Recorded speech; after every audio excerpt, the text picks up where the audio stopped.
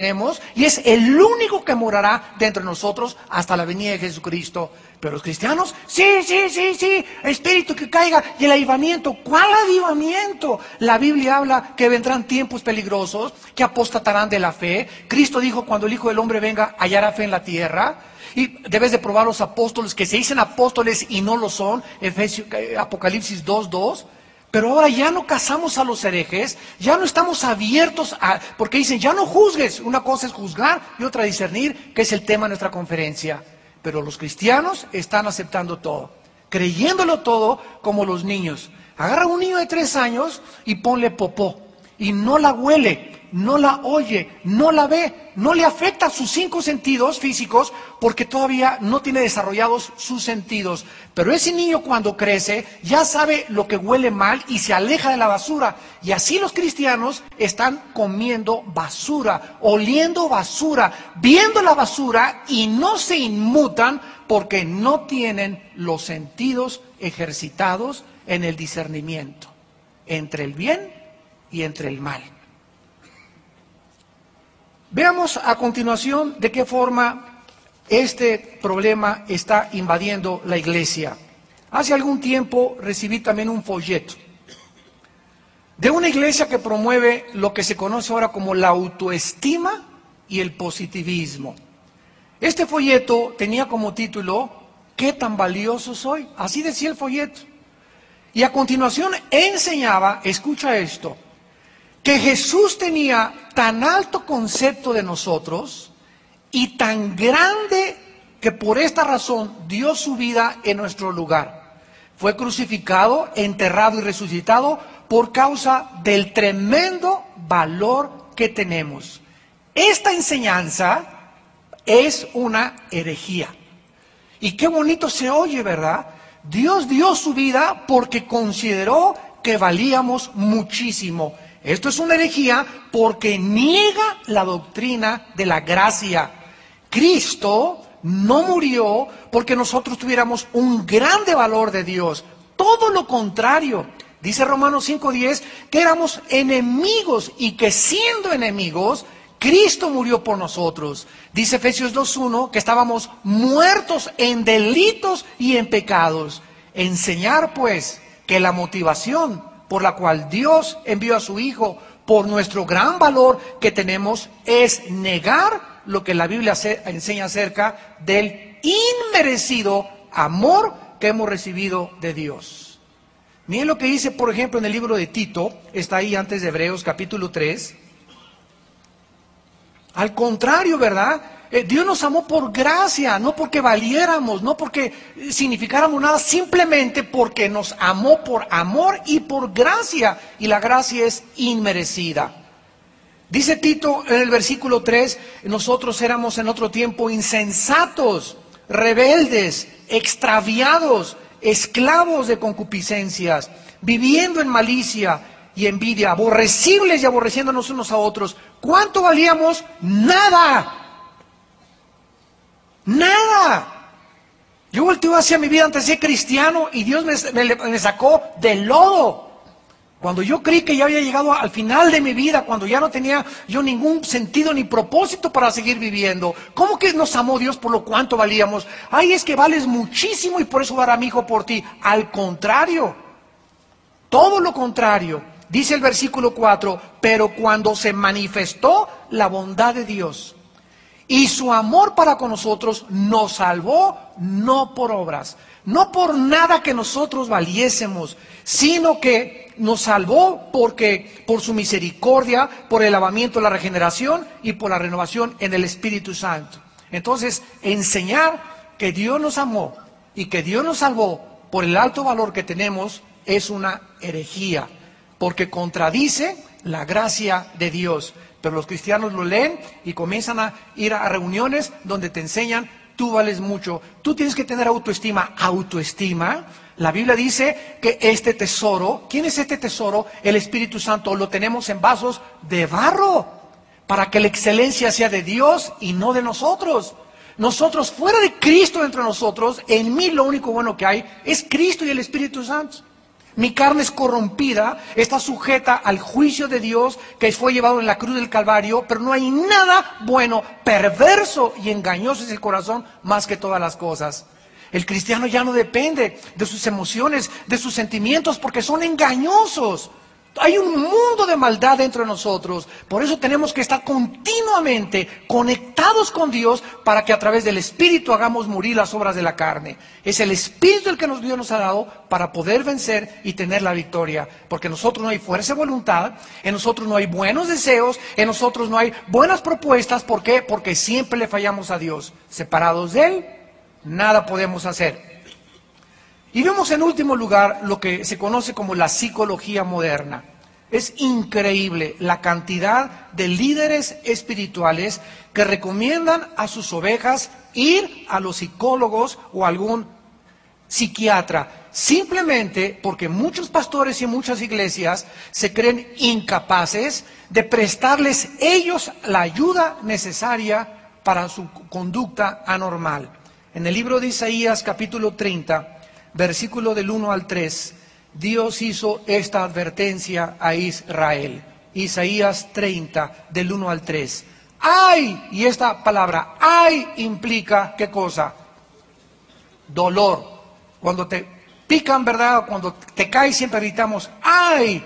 Entonces ya estamos comenzando con una frase que habla del dolor. ¡Ay de los hijos que se apartan, dice Jehová, para tomar consejo y no de mí, para cobijarse con cubierta y no de mi espíritu, añadiendo pecado a pecado, que se apartan para descender a Egipto. Recuerden que Egipto simboliza al mundo en el Antiguo Testamento. Se apartan para descender al mundo y no han preguntado de mi boca, o sea, de la Biblia. Para fortalecerse con la fuerza de Faraón, que es Satanás, el Faraón es un tipo de Satanás, y poner esperanza en la sombra, o sea, en los métodos neuróticos anónimos, alcohólicos anónimos, psiquiatras, psicólogos, y todo lo que el mundo, no Dios, todos estos reuniones y clubes y centros de rehabilitación le quitan al ser humano el alcoholismo, otro le quita lo loco, otro le quita lo marihuano, etcétera, etcétera, pero ninguno de ellos ataca la raíz del problema. Y la raíz del problema no es mental, es espiritual. Pero como los psicólogos y los psiquiatras no saben que trasciende la mente y la psique el problema humano, pues se enfocan solamente en la mente. Y cuando descubren que la persona es psicótica, esquizofrénica, maniática, depresiva, etcétera, etcétera, no tienen una medicina, no tienen nada que darle más que chochos. Tu Equanil, tu Valium, tu Prozac, para que puedas mantener el equilibrio y las sustancias químicas mantenerte y poder aflojar tu sistema nervioso del gran simpático y poder actuar normalmente. Pues sí, porque estás enchochado. Y Cristo no vino a darnos chochos, Cristo no vino a que ninguna droga nos mantuviera en el equilibrio. Todas las personas que toman tranquilizantes están en manos de la brujería. La palabra farmacia, farmaco, que se usa en el Apocalipsis capítulo 9, es la palabra hechicería o brujería. De ahí viene la palabra farmacia. En Estados Unidos son drug store, tienda de drogas, porque son drogas finalmente. No significa que no tomemos medicinas, pero no debemos de tomar medicinas para levantarme, para acostarme, para tranquilizarme, para etcétera, etcétera. ¿Por qué? Porque comienzo a acostumbrarme y comienzo a depender de los tranquilizantes nerviosos. Cristo vino a darnos una vida y una vida en abundancia. Mi paz les dejo, mi paz les doy. No dijo, les dejo los Valiums y los Prozacs. En 1 de Corintios capítulo 2, el apóstol Pablo en el Nuevo Testamento lo pone de esta manera. Dice 1 Corintios capítulo 2, versículo 11. ¿Quién, pregunta la Biblia, quién de los hombres, o sea, no hay, en otras palabras, ningún ser humano, quién de los hombres sabe las cosas del hombre, sino el espíritu del hombre que está en él?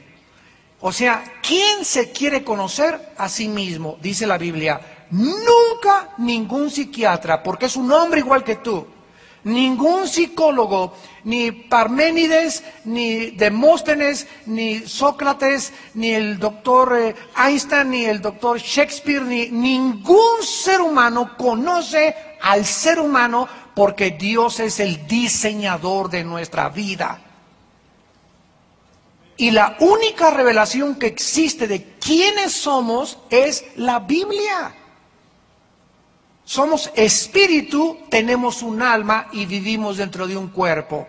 Entonces los seres humanos, examinando a otro ser humano, no pueden deducir de qué forma esa persona está actuando normal o anormalmente, porque ni nosotros mismos hemos aprendido a conocernos. Como me dijo una vez un hermano, ¿verdad?, en chiste: ay, hermano, es que nunca he comprendido a mi esposa. Y yo le contesté bíblicamente: es que ni como dijo don Teofilito la comprenderás. Dios no nos manda que tratemos de comprender a la esposa, nos manda que la amemos así como está de loca. No digo que todas están así, ¿verdad? Pero supuestamente la hermana de este hermano, ¿verdad?, dice que estaba, pero decía que estaba ya más loco que un chivo a la pobre señora. Le dije: mira, y aunque estuviera en sus 5 sentidos, nunca vamos a comprender, métase eso, varones, a la cabeza, nunca vamos a entender a las mujeres. Y no tenemos por qué estar tratando de comprenderlas, simplemente debemos amarlas. Y si se pone a aullar a las 2 de la mañana tu esposa, ¿verdad?, la tienes que seguir amando. ¿Quién de los hombres sabe las cosas del hombre, siendo el espíritu del hombre? ¿Cómo voy a tratar de comprender a mi esposa si todavía no me he acabado de comprender yo? Imagínense nada más, ¿no? Un psiquiatra está tratando de comprender a la gente, cuando de acuerdo a las estadísticas de la Asociación de Psiquiatría de Los Ángeles, el 60% de los psiquiatras en Estados Unidos están en un hospital psiquiátrico. Pero no como médicos, sino como pacientes. Entonces no nos metamos en terrenos donde solo el Espíritu de Dios, entrando a nuestro espíritu, nos comienza a abrir la mente para darnos cuenta quiénes somos, y al ver quiénes somos, comenzamos a desarrollar una capacidad que se llama el discernimiento para distinguir los espíritus de los demás.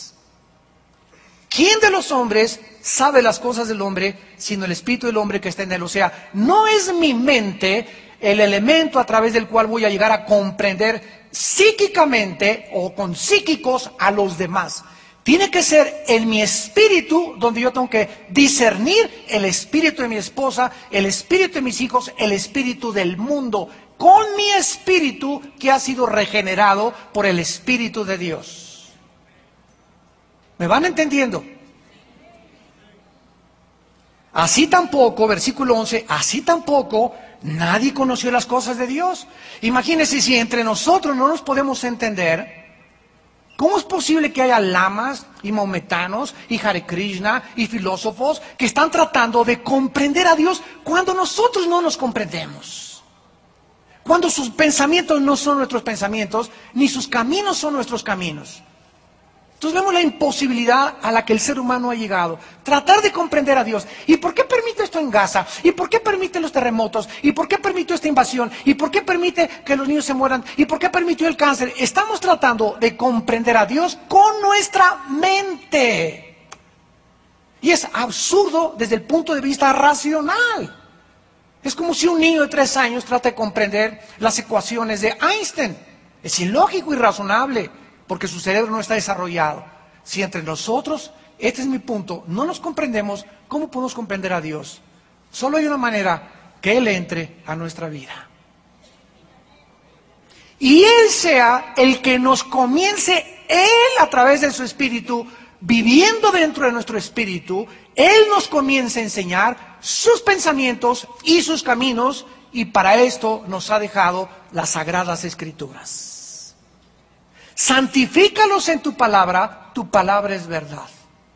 Fuera de la Biblia, ningún ser humano puede atreverse a emitir ni un juicio contra nadie, ni contra Dios, mucho menos, porque quedaríamos totalmente en el banquillo de los acusados. Haríamos el ridículo y seríamos los reyes de la soberbia intelectual. Porque no hay cosa más soberbia y más arrogante que desafiar a Dios y creer que nosotros sabemos más que Él y ponerlo en el banco de los acusados y decir, es que lo que está pasando yo haría mejor papel que tú, lo que está pasando en el mundo no lo soporto, yo no sé por qué tú eres Dios y por eso no creo en ti. Esta es la razón por la cual muchos ateos no creen en Dios, porque no comprenden